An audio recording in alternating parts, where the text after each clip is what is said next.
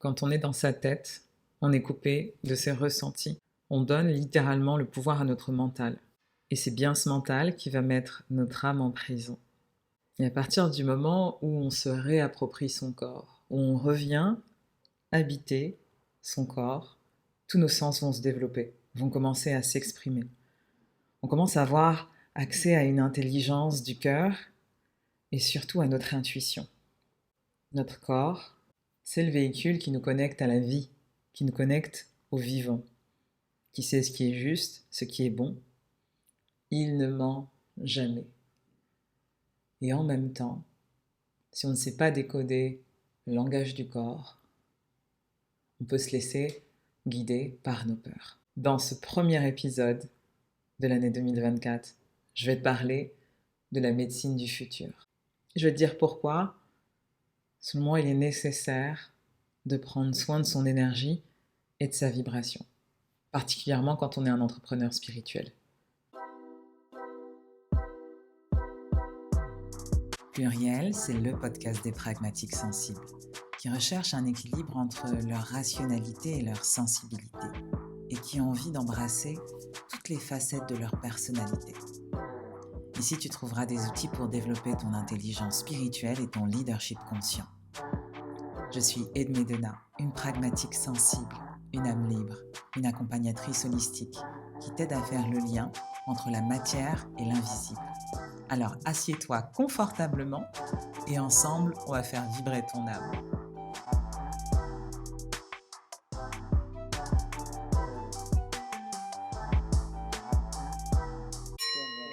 Pluriel.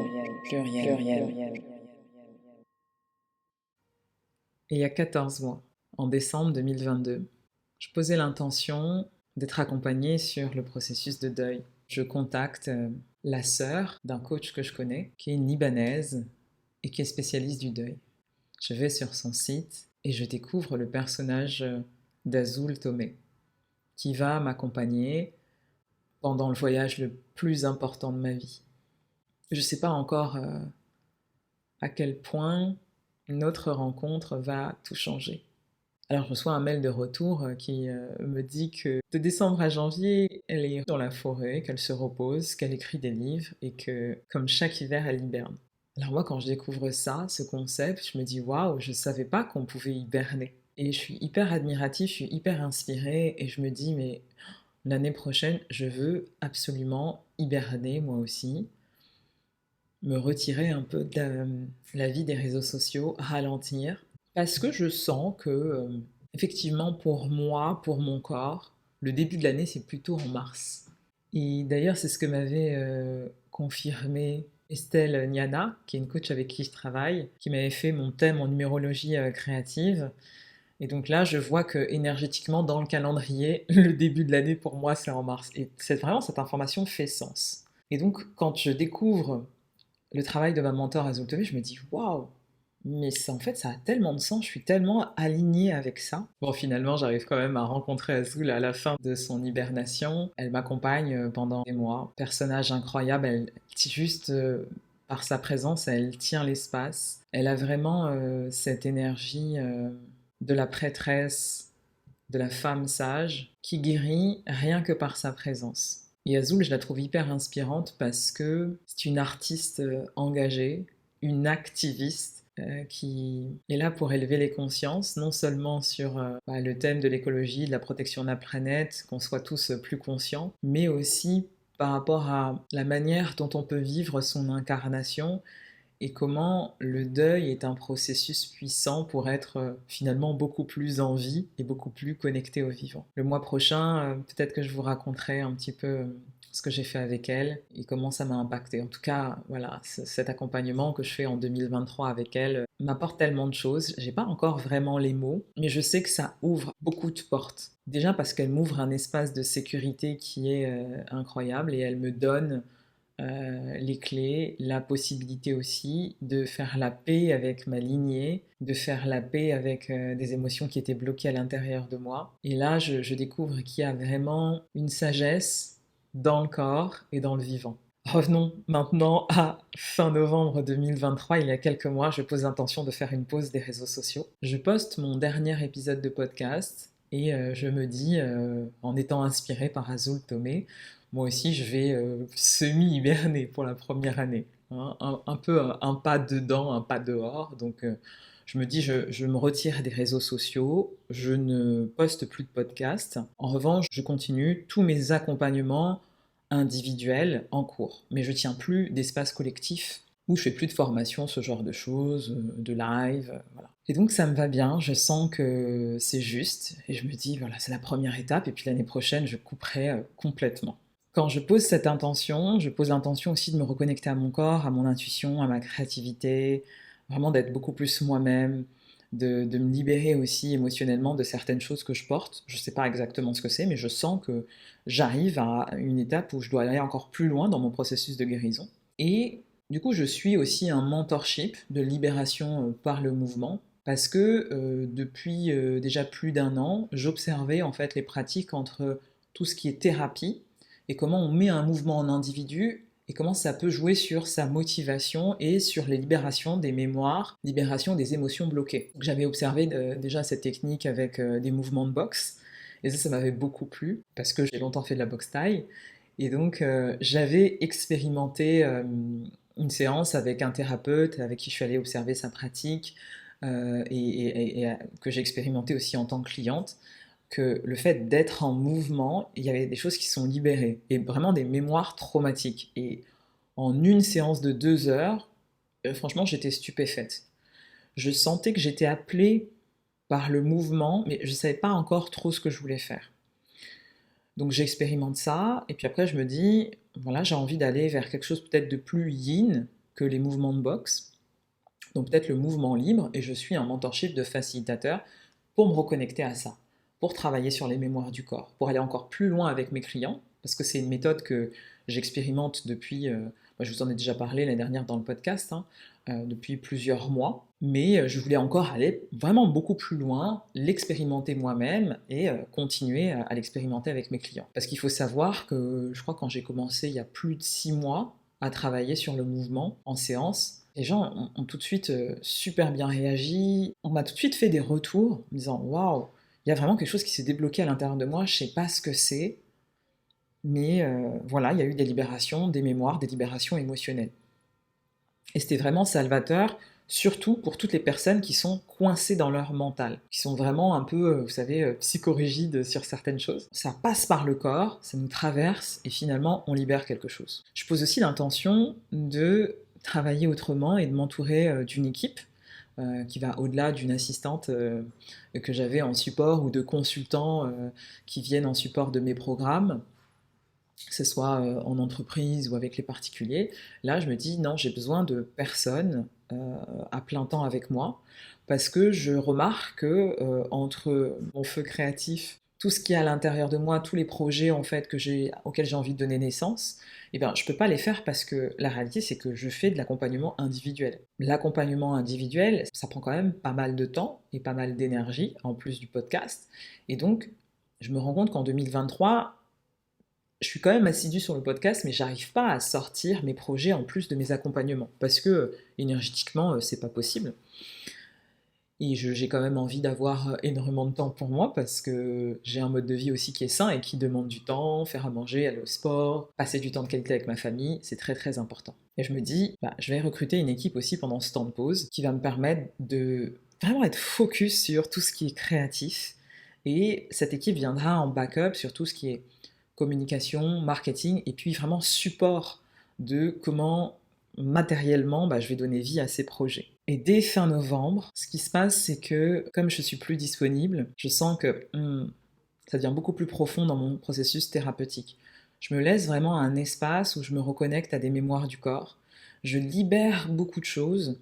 Je suis dans un espace avec des anglophones, avec des femmes du monde entier, et j'expérimente ce qu'est la sororité. Je me retrouve dans un espace complètement safe où on peut parler de ce qu'on veut, quand on veut, et être soutenu par ses sœurs, sans jugement.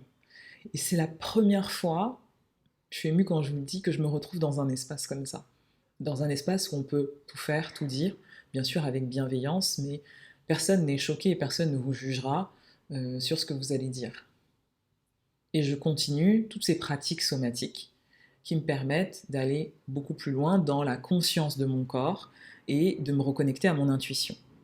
Et là, je me rends compte que plus je prends conscience de mon corps, que ce soit par la respiration, par les mouvements somatiques, par le mouvement libre qui ressemble un peu à de la danse intuitive, plus je développe mon intuition, plus j'ai conscience de ce qui se passe en moi et aussi à l'extérieur de moi, et plus mon rapport au monde va changer. Et ça va vraiment crescendo. Et 2 semaines après, je ressens encore le besoin de prendre du temps pour moi physiquement. Il y a quelque chose qui me dit, allez, va te faire un massage, va te faire des soins. Et donc, je passe comme ça une semaine, je suis mon intuition et je book des massages. Je danse, voilà, je pratique, j'ai beaucoup de pratiques somatiques, je fais de l'hypnose.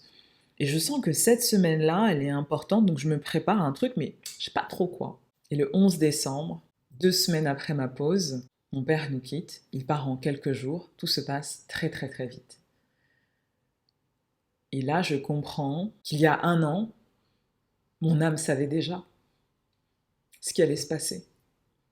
Et que la semaine juste avant, mon corps l'avait senti. Et donc cette pause programmée est tombée à pic parce qu'elle m'a laissé l'espace de faire mon deuil. Et je vous en parlerai le mois prochain un peu plus en détail.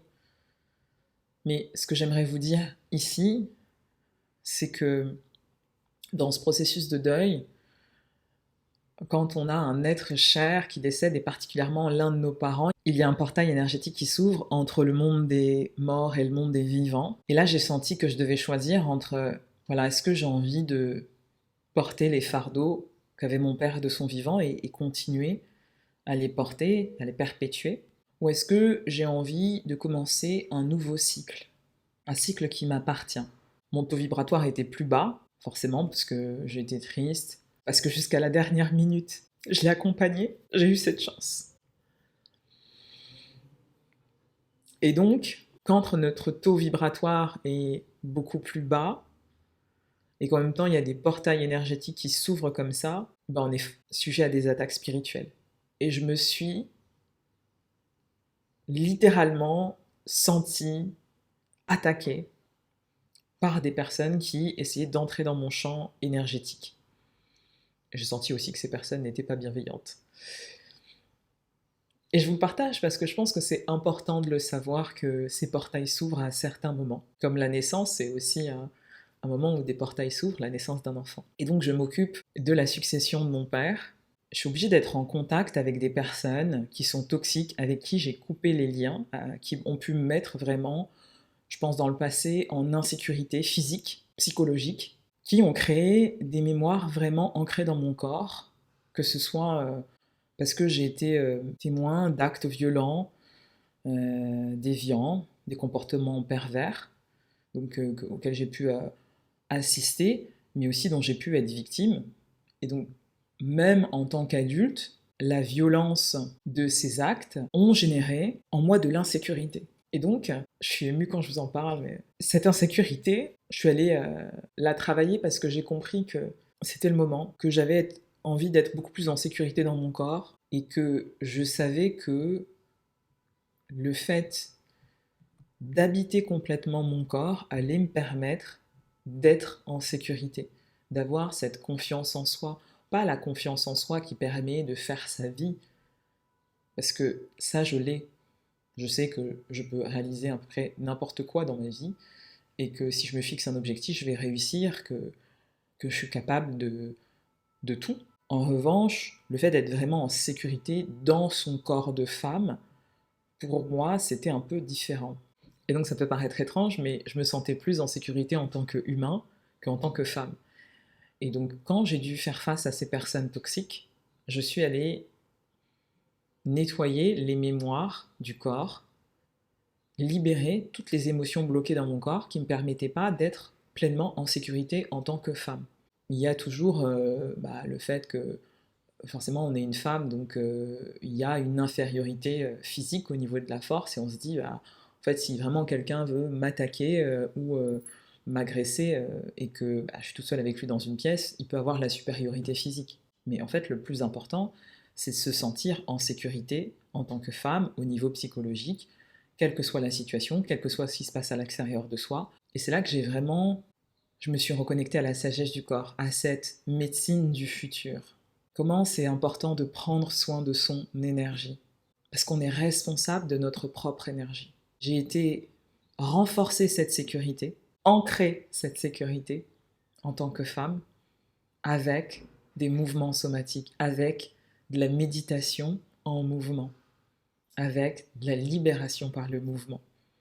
Et aussi avec des protocoles qui m'ont permis de couper les liens énergétiques avec ces personnes-là. J'ai fait un peu tout de manière concomitante et intuitive, parce que j'ai senti que j'avais besoin de me protéger, mais j'ai senti que j'avais besoin de quelque chose qui allait allier plusieurs approches. Et donc ce que j'ai fait, c'est que tout ce parcours que j'avais déjà commencé pour réhabiter mon corps m'a aidé à me sentir en sécurité avec mes émotions. Je me suis rendu compte que quand on a peur dans une situation, quand on a peur de se faire agresser, quand on ne se sent pas en sécurité physique et que ça crée de l'insécurité psychologique, en fait on a peur de ressentir certaines émotions face à certaines situations et de ne pas savoir gérer ces émotions. C'est ça qui nous fait le plus peur. On a peur de ressentir l'instabilité émotionnelle dans son corps. Et en fait, avec tous ces mouvements somatiques, j'ai réussi à créer un espace où je peux gérer toutes les émotions qui traversent mon corps. Gérer dans le sens, je suis prête à les accueillir, je suis prête à me laisser traverser, mais en un instant, je suis capable de switcher n'importe quelle énergie. Mais j'ai cette conscience que, quelle que soit l'émotion qui arrive à moi et qui me traverse, je suis capable de la vivre, je suis capable de faire preuve d'autocompassion en la vivant, et je suis capable de switcher cette énergie pour vibrer beaucoup plus haut. Et ça, c'est une médecine qui est incroyable, c'est une médecine qui est accessible à tous. J'avais envie de vous la partager aujourd'hui parce que vous avez tous, nous avons tous cette capacité à pouvoir ressentir les émotions, à pouvoir habiter notre corps, nous sentir en sécurité dans notre corps et avoir beaucoup plus confiance en soi et changer notre rapport au monde. Et c'est ce qui a changé mon rapport à mon environnement. C'est comme ça que j'ai pu contacter des personnes avec qui j'avais complètement coupé les liens, avec qui je devais être en contact pour la succession. J'ai pu choisir sur quel plan j'allais les rencontrer. Avant, ce sont des personnes qui m'étaient en insécurité parce que j'allais les rencontrer sur le plan physique et sur le plan émotionnel. Finalement, je ne choisissais pas sur quel plan je les rencontrais. Et du coup, comme j'étais pas en sécurité dans les émotions, et ben finalement, ça créait de l'instabilité. Avec tout le travail que j'ai fait, le fait de rompre les liens, les mouvements somatiques, etc., la libération émotionnelle, j'ai pu être en contact avec ces gens, mais me dire, ok, sur le plan émotionnel, je ne vais pas les rencontrer. Je vais vraiment les rencontrer que sur un plan matériel. Et ça a juste changé ma vie et mon rapport au monde.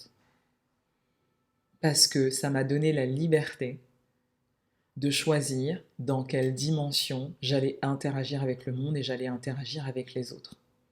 De changer notre rapport au monde. De ne plus avoir peur de rencontrer telle ou telle personne.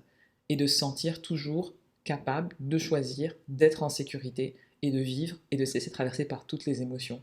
Et d'être responsable en fait de son énergie. Et je me suis dit, waouh, quelle médecine.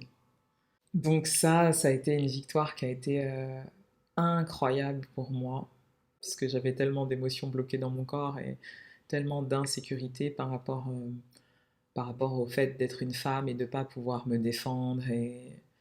Enfin voilà, plein de choses comme ça qui sont dans un laps de temps très court finalement, quelques semaines, où j'ai réussi à switcher tout ça, être tellement libérée dans ses émotions et reconnectée à son intuition, à une puissance, sentir vraiment de la puissance dans mon corps et être reconnectée aussi à mon corps de femme, à ma sensualité, à quelque chose de plus vivant. Je ne sais pas comment l'expliquer autrement.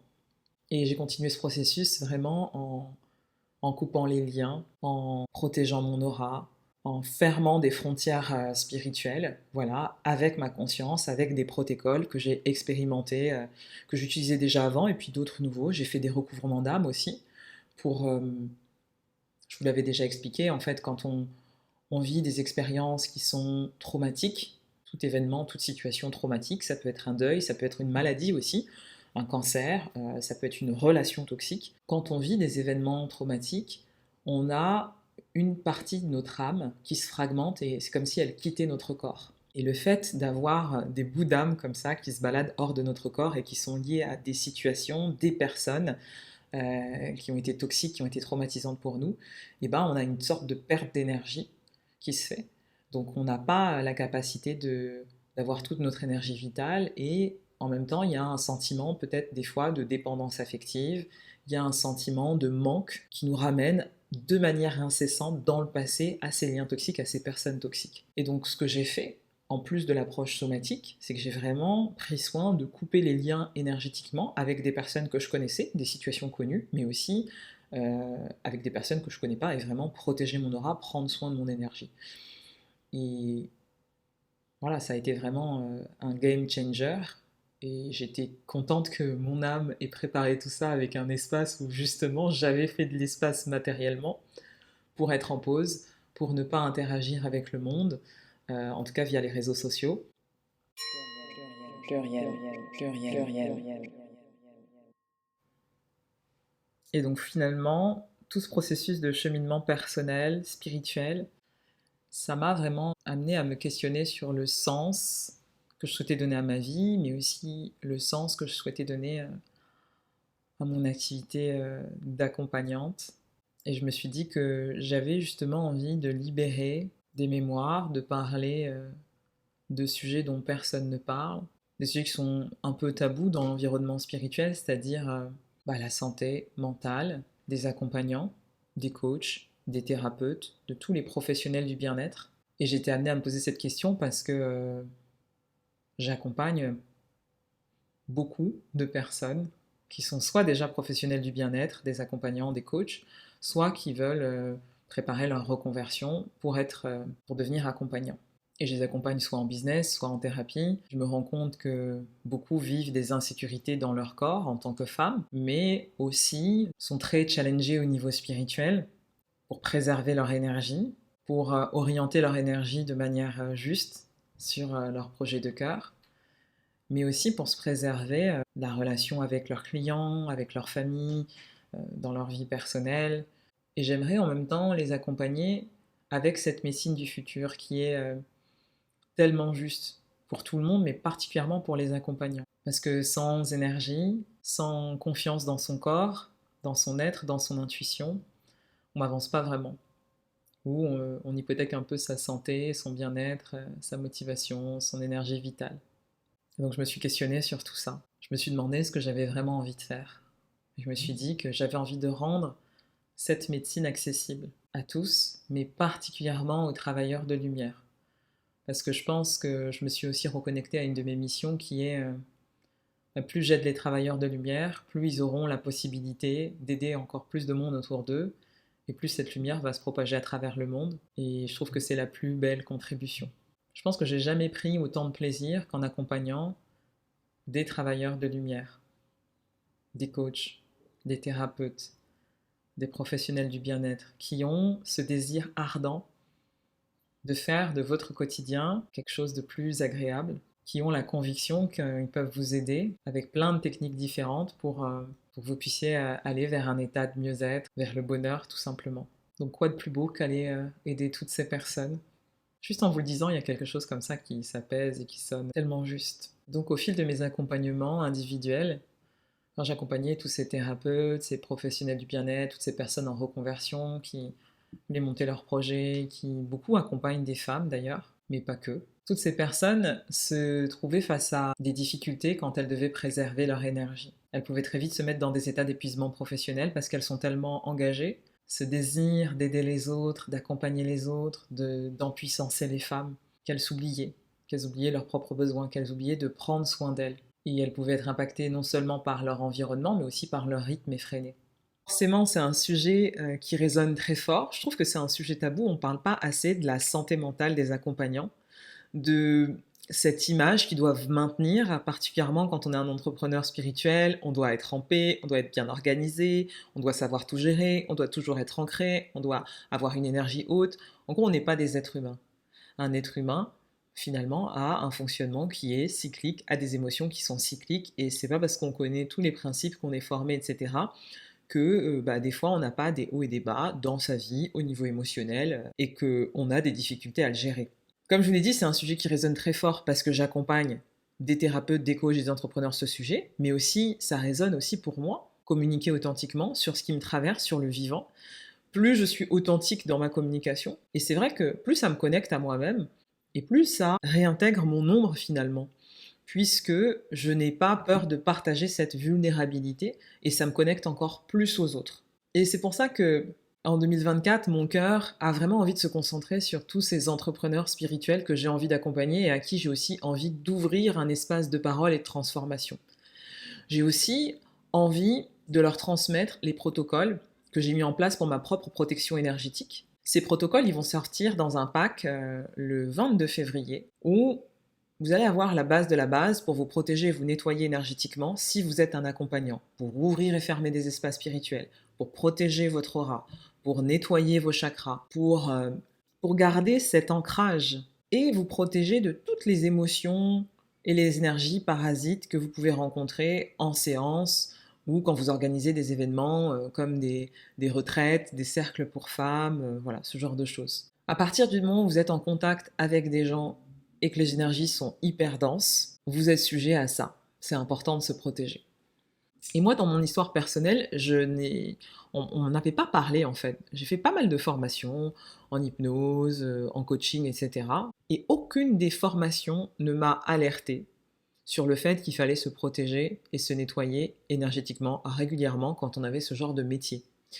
Et je pense que ma première expérience où j'ai capté que une cliente m'avait impacté énergétiquement, je m'en suis aperçue bien trop tard, peut-être 6 mois après. Et c'est quand j'ai remonté, je me suis dit, mais depuis quand je suis comme ça? Depuis que j'ai accompagné cette personne, il s'est passé ça. Et ça a vraiment été, en termes d'énergie vitale, de motivation, même de chiffre d'affaires, il y a eu un impact. Et quand je l'ai compris, après j'ai coupé les liens. Parce que en fait, je ne faisais pas de lien. Je me suis dit, oh, en ce moment, de toute façon, le business marche bien, donc c'est normal que je sois fatiguée, parce que je suis toujours en séance, etc. Donc vraiment, je me trouvais des excuses. Et puis au fil du temps, ouais, je pense que c'est vraiment au bout de 6 mois que je me suis dit, ah, là, il y a un couac. Là, il y a peut-être un lien avec cette personne qu'il faudrait que je coupe, qui n'était pas du tout dans la même vibe que moi, que j'aurais jamais dû en fait accompagner. Je pense que c'est une des seules personnes, depuis que je fais ça, où je me suis dit ça. Ces protocoles servent à ça, à vous alerter sur comment vous pouvez mettre en place une routine et une hygiène de l'être. Parce que, comme j'ai déjà dit dans d'autres podcasts, dans d'autres épisodes, on pense très souvent à se laver les dents tous les jours, à se laver le corps tous les jours, mais très peu à nettoyer et à protéger son aura, son âme, son énergie. Or, votre énergie vitale, c'est la chose la plus précieuse que vous ayez. Et sans ça, vous ne pouvez rien faire. Vous ne pouvez pas déjà vivre votre propre vie de manière épanouissante, profiter de vos proches, profiter de la vie, réaliser vos rêves, et vous ne pouvez pas non plus accompagner de manière professionnelle les autres parce que ça va vous bouffer votre énergie. Donc l'idée c'est, voilà, comment je peux faire mon métier avec intégrité, en me protégeant et en accompagnant du monde sans être impacté autant au niveau émotionnel et énergétique. Parce que, en tout cas dans les personnes que j'accompagne, il y a quand même beaucoup d'empathie, avec une grande sensibilité, et ils repartent souvent chargés émotionnellement et sans savoir quoi faire. Donc ils organisent des événements, ça peut être quelqu'un qui fait des soins Reiki par exemple et qui repart avec soit des entités, voilà, des choses qui sont assez denses et qui viennent de la séance de soins qu'elle a pu faire à une cliente. Ça peut être un hypnothérapeute, un psy, quelqu'un qui organise des cercles pour les femmes, une retraite de yoga, etc. Typiquement, dans le pack, j'ai mis un protocole de nettoyage des lieux, de base, pour pouvoir nettoyer votre cabinet ou un lieu de retraite avant que les gens arrivent ou quand ils partent. Et pas seulement utiliser de la sauge ou de l'encens, etc. Pour moi, l'outil le plus puissant que vous ayez, c'est votre énergie, votre conscience. C'est important d'acquérir, je pense, une sorte d'indépendance par rapport à ça et de se dire je suis capable de me protéger toute seule par ma simple pensée, par ma simple conscience, sans avoir recours à de la sauge, à de l'encens, etc. Même si c'est très bien et que j'en utilise, et voilà, j'utilise des pierres aussi, aucun problème avec ça. Mais pour moi, si je me sens attaquée, que je suis en plein désert et que j'ai pas accès à tout ça, je dois pouvoir m'en sortir. C'est toujours ce que je me suis dit. Donc j'essaie de ne pas porter, on va dire, ma protection énergétique ou mon nettoyage énergétique sur quelque chose de matériel, comme une pierre, comme de l'encens, comme d'autres choses, ou une personne extérieure qui viendrait me faire un soin. Donc l'idée c'est ça, c'est comment, quand je suis thérapeute, coach, accompagnant, la plupart du temps dans mon quotidien, comment je peux réussir à me nettoyer, à me protéger tout seul. Ensuite, il y a une deuxième chose à laquelle j'ai pensé, c'est vraiment couper les liens quand on a des relations toxiques. Parce que c'est ce qui revient le plus dans mes séances avec les accompagnants. Et c'est aussi ce que moi, j'ai traversé dans ma vie et qui m'a pesé et qui m'a complètement miné. Et c'est aussi ce que j'ai traversé dans ma vie qui m'a pris beaucoup d'énergie. Parce que vous savez que nos vies personnelles et nos vies pro forcément sont liées, surtout quand on est entrepreneur, chef d'entreprise et qu'on donne une impulsion quand même à notre activité. Et ces liens toxiques qui peuvent nous lier spirituellement et énergétiquement à des personnes, à des situations passées. Bien sûr, j'ai travaillé en thérapie pendant des années, mais je sentais qu'il me manquait quelque chose. Ce qui me manquait, c'était la libération des mémoires au niveau corporel, mais aussi de couper les liens énergétiquement et de rappeler toutes ces bouts d'âme qui étaient partis et cette énergie qu'on m'avait volée, que j'ai rappelée dans mon corps. Donc encore une fois, pas de solution miracle, juste des outils dont vous pouvez vous servir au quotidien pour devenir de plus en plus autonome sur votre niveau d'énergie. J'ai hâte qu'on soit le 22 février pour que vous ayez accès à ces 2 packs, que vous puissiez les essayer et devenir maître de processus de guérison. J'ai mis beaucoup de cœur dans ces soins audio préenregistrés que vous pouvez utiliser chez vous autant de fois que vous voulez quand vous les avez achetés. J'ai ajouté dans le pack Relations toxiques des prières en langue pour renforcer le soin. Du coup, en 2024, il y a pas mal de choses qui vont changer dans ma manière d'accompagner. La première, c'est que j'ai envie de proposer des espaces de transformation, d'élévation de conscience collectif. J'avais déjà commencé avec les cercles d'élévation. Et je pense que je ferai une expérience toutes les 6 semaines qui sera souvent ouverte à tous. Les replays seront accessibles que par les personnes d'M de Leader. Des espaces dédiés aux femmes, des espaces de sécurité, des espaces de transformation, de guérison, où on va beaucoup utiliser le souffle et tout ce qui est mouvement somatique pour retrouver sa puissance, pour réhabiter son corps, pour lâcher prise, parce que c'est tellement important de lâcher prise, de s'ouvrir à d'autres choses, de s'ouvrir à soi surtout, et de libérer tout ce qui est coincé dans notre corps pour pouvoir être pleinement nous-mêmes. Donc ça, c'est la première chose. Des espaces collectifs de transformation, voilà, pour aller encore plus profondément dans cette rencontre à soi. Et ça va permettre aussi à plus de personnes de connaître cette médecine du souffle, de la sagesse du corps, et de vraiment développer son intuition. Voilà, je pense que je vais m'arrêter là pour ce premier épisode. J'ai l'impression que j'ai tellement de choses à vous raconter, ça fait tellement longtemps que j'ai pas pris le micro que... Mais ce que j'ai envie de vous dire, c'est... Je suis émue de reprendre ce micro. Avec joie et amour, on se retrouve la semaine prochaine et en attendant, prenez soin de vous.